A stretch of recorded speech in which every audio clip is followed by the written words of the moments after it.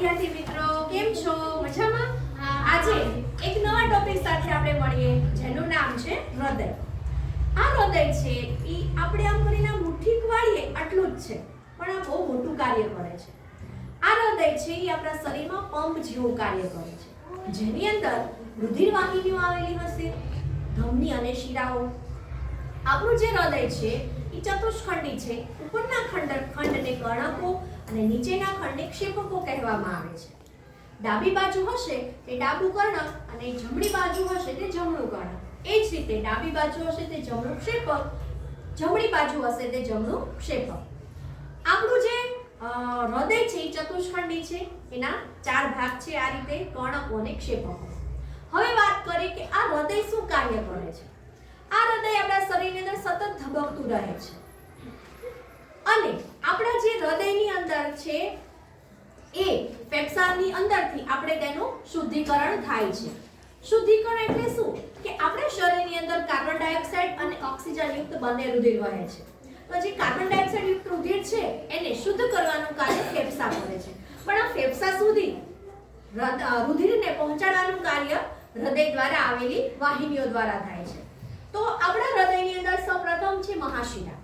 મહાશિરાની અંદર આપણા શરીરની બધી જ શિરાઓ જેની અંદર અશુદ્ધ રુધિર વહે છે, આ અશુદ્ધ રુધિર બધું જ મહાશિરામાં આવશે. મહાશિરા મારફતે રુધિર જમણા કર્ણક અને જમણા ક્ષેપકમાં આવશે. તમે જોઈ શકો છો કે જમણા ક્ષેપક અને જમણા કર્ણક વચ્ચે પડદો આવેલો છે.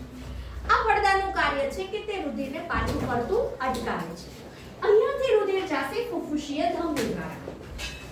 આ ફુફ્ફુસીય ધમનીમાં કેવું રુધિર વહેશે? અશુદ્ધ રુધિર. તો પ્રશ્ન થશે કે ધમનીમાં તો શુદ્ધ રુધિર વહે છે, પણ ધમનીનું કાર્ય શું છે કે હૃદયથી અંગ સુધી રુધિર પહોંચાડે છે. તો અહીંયા જે ફુફ્ફુસીય ધમની મારફતે જે રુધિર છે એ ફેફસામાં જશે. ફેફસાની અંદર રુધિર છે એ કાર્બન ડાયોક્સાઇડ મૂકી આવશે અને ઓક્સિજનને લઈ લેશે અને શુદ્ધિકરણની પ્રક્રિયા થશે. ઓક્સિજન લઈ અને ફરીથી રુધિર ફુફ્ફુસીય શિરા મારફતે ક્યાં આવશે? તો કે ડાબા કર્ણક, ત્યાંથી ડાબા ક્ષેપક અને ત્યાંથી ધમની મારફતે શરીરના વિવિધ અંગો સુધી શુદ્ધ રુધિર પહોંચે છે. બીજું કે રુધિર છે એને શા માટે વહેવું પડતું હશે? આપણો જે કોષ છે એ કોષને ઓક્સિજન પહોંચવા જરૂરી છે અને આ ઓક્સિજન ફક્ત ને ફક્ત રુધિર દ્વારા પહોંચે છે. એટલે કે જે આ શુદ્ધિકરણની પ્રક્રિયા દ્વારા આપણા કોષને ઓક્સિજન મળી રહે છે અને આ કાર્ય રુધિર દ્વારા થાય છે. આમ મનુષ્યની અંદર રુધિર દ્વારા પરિવહન તંત્ર આવેલું છે, જેની અંદર રુધિરનું પરિભ્રમણ થાય અને રુધિરને શુદ્ધિકરણની પ્રક્રિયા થાય છે.